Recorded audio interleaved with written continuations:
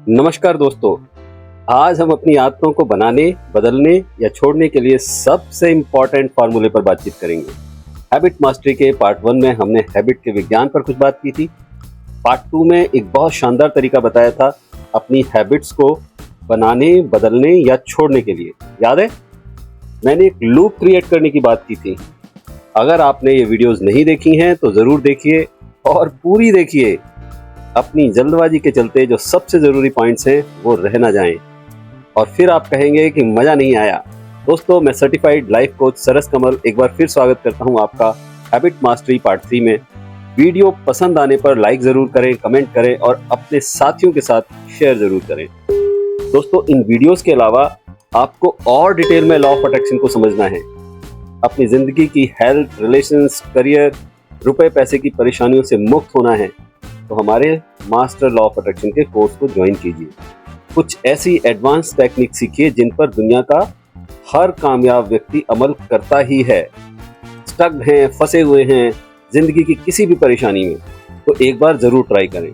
Call करें 7696664616 या 9871346786 पर और डिस्क्रिप्शन बॉक्स में दिए गए लिंक के जरिए भी आप डायरेक्ट हमारे कोर्सेज को एक्सेस कर सकते हैं। राइट, तो अब हम आगे बढ़ते हैं। पहली बात तो ये कि आपको अपने ब्रेन के लिए न्यूरोलॉजिकल लूप क्रिएट करना पड़ेगा। कौन सा लूप? वही जो पिछली वीडियो में बताया था, ट्रिगर, बिहेवियर और रिवार्ड। बाहर से हो सकता है आपको सिर्फ बिहेवियर दिखाई दे, लेकिन उसमें इन तीनों पॉइंट्स का होना बहुत जरूरी है। ठीक है, ये ठीक उसी तरीके से काम करेगा जैसे आपने गाँव में या जंगलों में पगडंडियां देखी होंगी। कभी गौर किया इन पगडंडियों के बनने का तरीका क्या होता है? शुरू में लोग उस पर चलने लगते हैं, रास्ता बहुत क्लियर नहीं होता, लेकिन जब लोग एक ही रास्ते पर रोज चलते जाएं, तो आप देखोगे कि वहाँ एक रास्ता तैयार हो गया है। शुरुआती दिनों में हो सकता है वो साफ दिखाई ना दे, लेकिन कुछ दिनों में एकदम साफ रास्ता दिखाई देने लगता है। ठीक इसी तरह इस लूप को यूज करते करते एक समय के बाद ये हैबिट ऑटोमेटिक हो जाती है। ब्रेन उसे एक्सेप्ट कर लेता है और फिर उसके बाहर जाने की कोशिश भी नहीं करता। एक बात और, मेंटल और इमोशनल हैबिट्स में भी ये लूप लगता है, जैसे ओवर थिंकिंग, चिंता करना, गुस्सा करना, गिल्ट, रिग्रेट। उदाहरण से समझाता हूँ। मान लीजिए आपका कोई फैमिली मेंबर, जैसे हस्बैंड, वाइफ, बेटा, बेटी, कोई भी, ये कोई बाहर गए हैं काम से।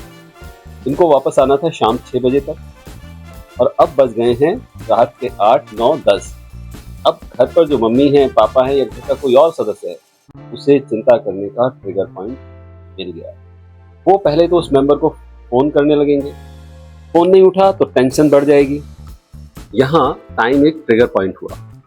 आपकी चिंता बिहेवियर में आई और साथ ही साथ वो आपसे कुछ और काम भी करवा लेती है, जैसे आपने फोन कॉल करना शुरू किया। लेकिन रिवार्ड? तो समझिए अब इस बात को। आदमी कोई भी एक्शन या काम तभी करने लगता है जब उसे या तो दर्द दूर करना होता है या प्लेजर की ओर जाना होता है। बस यही 2 कारण हैं। जैसे कोई बच्चा डर के मारे पढ़ाई कर रहा है, पापा पीटेंगे, टीचर गुस्सा होगा, या उसे अच्छे नंबर लेकर पास होना है। वो खुशी चाहिए, वो प्लेजर चाहिए, एप्रिशिएशन चाहिए। तो आपकी चिंता कई बार आपके मन में डर पैदा करती है और वो डर आपको मजबूर करता है एक्शन लेने के लिए। ठीक है, और जब आपने एक्शन लिया तो आपको सुकून मिल रहा है कि हाँ, आप कुछ एक्शन ले रहे हैं। तो एक तो ये रिवॉर्ड मिल रहा है उसे चिंता करने का, और दूसरा, आमतौर पर चिंता इंसान इसलिए करता है कि उसको एक स्टोरी मिल जाती है अपने मन को समझाने के लिए कि एटलीस्ट मैं चिंता तो कर रहा हूँ। यहाँ ये इंसान कोई एक्शन नहीं ले रहा, लेकिन अपने मन को समझा रहा है कि मैं कुछ तो कर रहा हूँ, और ये आपके सबकॉन्शियस लेवल पर आपको कंफर्ट देता है कि मैं कुछ ना कुछ इस प्रॉब्लम के बारे में कर रहा हूँ, कम से कम चिंता ही सही। तो अब ये इंसान अपने गिल्ट में नहीं जाता, उसे इस बात का दुख कम होता है कि वो कुछ नहीं कर पा रहा, क्योंकि अब तो वो चिंता कर ही रहा है, सोच रहा है उसके बारे में। सोच सोच कर खुद परेशान है और बोल बोल कर बाकी लोगों को भी परेशान कर रहा है। और देखा जाए तो ये बस और बस एक इमोशनल हैबिट है। तो मेंटल और इमोशनल हैबिट्स में भी ये लूप बराबर काम करता है। अब सवाल है कैसे इस आदत के लूप को बनाया जाए। तो अब जो मैं आपको फॉर्मूला बताऊंगा उसको आप पहले किसी एक हैबिट पर अप्लाई करने की कोशिश करें। उसमें कामयाब होने के बाद आप मल्टीपल हैबिट्स पर भी धीरे धीरे करके इसे अप्लाई कर सकते हैं। प्रैक्टिस करेंगे तो कामयाबी तो 100% मिलेगी। और मैं हमेशा कहता हूं कि लर्निंग एक प्रोसेस है और हर प्रक्रिया अपना एक वक्त लेती है और आपको इस प्रोसेस को फॉलो करना ही पड़ता है। एक बार आपने प्रोसेस को जान लिया उसके बाद उसकी एप्लीकेशन आपके लिए आसान हो जाएगी। तो आज का formula pain and pleasure formula. मैं पहले भी बता चुका हूँ, इंसान स्वाभाविक रूप से दर्द से दूर भागता है और प्लेजर की ओर जाता है। यही दो चीज़ हैं जो उसे बदल सकती हैं। और एक बहुत काम की बात सुन लीजिए, शुरुआत में हर प्लेजर देने वाली चीज़ आमतौर पर आगे चलकर पेन दे सकती है और पहले पेन देने वाली चीज़ आपको आगे चलकर प्लेजर दे सकती है। और एक हाई परफॉर्मर और एक एवरेज या लो परफॉर्मर का यही एक बड़ा फर्क है। हाई परफॉर्मर दर्द के आगे के सुख को देख लेता है, उस सुख को पाने के लिए वो आज प्रैक्टिस करता है, उस पर अमल करने लगता है। और लो परफॉर्मर ये अक्सर या तो आने वाले कल के सुख को देख नहीं पाते या फिर देखकर भी अनजान बने रह जाते हैं। ब्रेन के काम करने का बेसिक मैकेनिज्म यही है और ये दुनिया के हर जानवर में भी इसी तरीके से काम करता है, सेम टू सेम। एक बात बताऊं, इंसान और जानवरों में फर्क तब आया जब इंसान दर्द के आगे का आनंद सोचकर पहली स्टेज में दर्द लेने को तैयार हो जाता है। लेकिन जो लोग ब्रेन की डिफॉल्ट सेटिंग यानी पेन और प्लेजर के अकॉर्डिंग चलते हैं, पेन के बाद के सुख को नहीं देख पाते, ब्रेन के बेसिक डिजाइन का इस्तेमाल अपने फेवर में नहीं कर पाते, और यही कामयाबी और नाकामयाबी का बड़ा कारण होता है। तो ये ब्रेन की डिफॉल्ट सेटिंग है और इसके साथ लाइफ बिताना यानी लो अवेयरनेस के साथ जीना। इसे थोड़ा और समझते हैं, pain and pleasure, time and space. इंसान पेन से दूर भागेगा, प्लेजर की ओर जाएगा, ये तो क्लियर हो गया। लेकिन जो आज पेन है वो कल प्लेजर होगा, ये देखना इसलिए मुश्किल है क्योंकि वो दूर की बात है। आज का सुख नजदीक है और कल की तकलीफ दूर। आज तो जी भर कर बर्गर खा लें, आज तो जी भर कर पिज्जा खा लें, कल जब आएगा तो देख लेंगे। अभी तो थोड़ा सो लूं, मजा आ रहा है। पिज्जा, बर्गर, चीज, कचौरी, समोसे, भटूरे, मिठाइयाँ, शराब, सिगरेट, ड्रग्स, ये सभी आज के सुख हैं और बाद के दर्द। पढ़ना लिखना, सीखना, हेल्दी खाना, वॉक करना, ये सब आज का दर्द है, कल का सुख है। मैक्सिमम चीज़ें और आदतें जो आज मज़ा दे रही हैं वो कल सजा बन जाती हैं, और मैक्सिमम चीज़ें जो आज करना मुश्किल हो रहा है वो कल मज़े देने वाली होती है। एक छोटा सा किस्सा सुनाता हूँ, इससे आपको और क्लियर होगा। एक लड़के को शराब पीने की बहुत आदत है, शराब का एडिक्शन है उसे। अब उसके पिता उसे 100 रुपये देते हैं और कहते हैं जा बाजार से सामान लेते हैं, और साथ ही साथ उसे डंडा दिखाते हैं कि खबरदार जो तुम्हें रास्ते में रुककर कहीं शराब पी, पैसा बर्बाद नहीं करना, सीधा सामान लेकर जा। अब वो यही सोचता जा रहा है कि हाँ मुझे सामान लेकर आना है, शराब नहीं पीनी, सामान लेकर आना है, शराब नहीं पीनी। लेकिन बाजार में पहले शराब की दुकान दिखाई दे गई। अब उसकी आंखों के आगे आज का मजा, इस पल का मजा दिखाई देने लगा। अरे 2 घूंट पी लूं, अब का मजा है, वो जो डंडा है वो दूर है, पिता का डंडा तो बाद में पड़ेगा, लेकिन अभी का मजा तो ले लूं। और वो वहीं रुककर शराब पीने लगता है। यानी सजा दूर है, मजा पास है, साफ है, दिखाई दे रहा है, नजदीक है। यही है टाइम एंड स्पेस का फॉर्मूला। वही बात आपके बाकी उदाहरणों में भी होती है। स्लिम दिखना 1 साल बाद का सुख है, वो अभी का सुख क्या है? आराम से मोबाइल पर थोड़ा रील्स देख लूं, थोड़ी वीडियोस देख लूं, नेटफ्लिक्स पर कोई वेब सीरीज देख लूं, यही कामयाबी और नाकामयाबी का एक बड़ा कारण है। अब 2 लोग अगर जिम जाते हैं अपनी फिटनेस के लिए, अपने 6 पैक एप्स के लिए, तो सोचिए एक इंसान लगातार अपनी सेहत पर काम कर रहा है और शानदार शरीर बना लिया, लेकिन दूसरा वो पता है क्या देख रहा है? वो देख रहा है कि आज तो दर्द है, जो मैं एक्सरसाइज कर रहा हूँ, जो मैं डिप्स लगा रहा हूँ या डंबल उठा रहा हूँ, उसमें आज दर्द हो रहा है। 6 महीने बाद या साल बाद वो सुंदर शरीर निकलेगा, तो वो उसे आज कुछ कर ही नहीं पाता। जबकि जो देख चुका है कि 6 महीने बाद मेरा शरीर कैसे होगा, उसके आनंद के लिए वो आज मेहनत करता है। ठीक उसी तरीके से आज आप पिज्जा खाते हो क्योंकि आज का सुख, इस समय का इंस्टेंट, वो आपको मिल रहा है। अब हेल्दी फूड खाएंगे तो आज स्वाद नहीं आ रहा, कुछ महीने बाद उसका असर दिखाई देगा शरीर पर। आलस अभी कर लेते हैं, पढ़ाई अगर अभी करी मजा नहीं आ रहा, नींद आती है। अब पढ़ाई अच्छी करी तो उसका तो परिणाम साल भर बाद निकलेगा ना, और आलस तो हम आज कर सकते हैं। यही वजह है कि लोग हैबिट्स को बदल नहीं पाते, नई आदत बना नहीं पाते। अब बताइए, चीजें साफ नजदीक की दिखाई देती हैं या दूर की? तो देखा, टाइम एंड स्पेस भी अपना रोल अदा करते हैं। कहते हैं ना, समय के साथ सब ठीक हो जाएगा, यानी समय के साथ सब दूर हो जाएगा, दूर यानी धुंधला।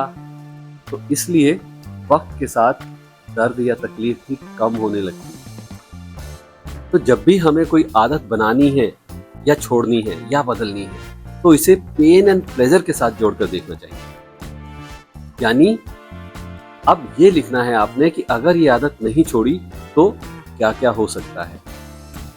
दर्द भरी तस्वीरें, क्या क्या बुरा हो सकता है, बिल्कुल बुरे से बुरा देखिए और बुरे से बुरा लिखिए। 2 सवाल पूछने हैं बस आपने। अगर ये आदत नहीं बनाई तो क्या क्या दर्द होगा, कैसी कैसी तकलीफें होंगी, और बन गई तो क्या क्या होगा। इसे कहते हैं पेन एंड प्लेजर का एसोसिएशन।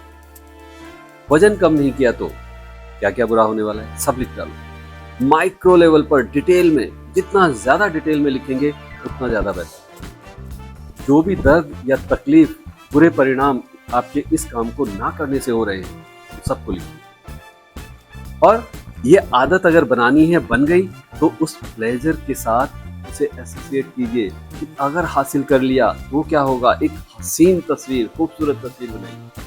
जितना डिटेल में आपने दर्द लिखे हैं या बुरी चीजें लिखी हैं, उतनी ही डिटेल में आप अगर ये काम कर लिया तो क्या क्या अच्छी बातें हो सकती हैं, वो सारी की सारी। कोई भी काम आपको क्यों करना है, इसके लिए ये आपका लिखना मोटिवेशन देगा। और जब उस दर्द की भयानक तस्वीर आपको दिखेगी कि ये नुकसान हो सकते हैं इस आदत को ना छोड़ने पर या इस आदत को ना अपनाने पर, तो आपका मन एक बार अंदर से चीख कर बोलेगा, नहीं, बस और नहीं।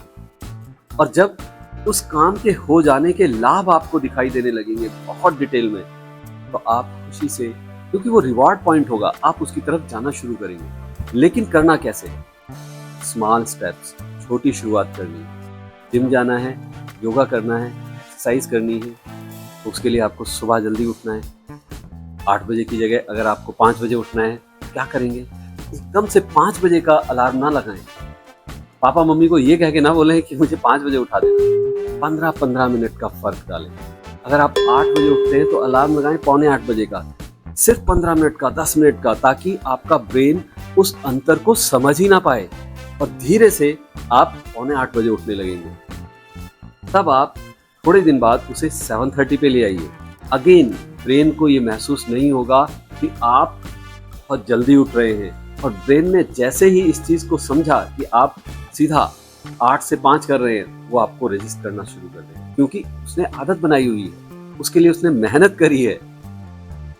तो आप धीरे धीरे माइक्रो स्टेप्स लीजिए। और जिम में जाकर ऐसा नहीं कि आप पहले दिन ही कूद कर बड़े बड़े डंबल उठाने लगे और 2 घंटा एक्सरसाइज करके आए। नहीं, जाके सिर्फ बैठिए, देखिए, आदत बनाइए। देखिए, एक बहुत जरूरी और काम की बात बताता हूँ। ज्यादातर लोग ये गलती करते हैं। Consistency is more powerful than intensity. निरंतरता, एक नन्हा सा कदम, लेकिन लगातार। गलती यही करते हैं लोग। कंसिस्टेंसी के पीछे भागना है, इंटेंसिटी के पीछे नहीं।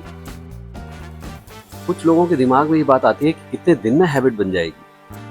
तो मैं कहता हूं करके देख लो, जब तक हो नहीं जाता तब तक करते रहो।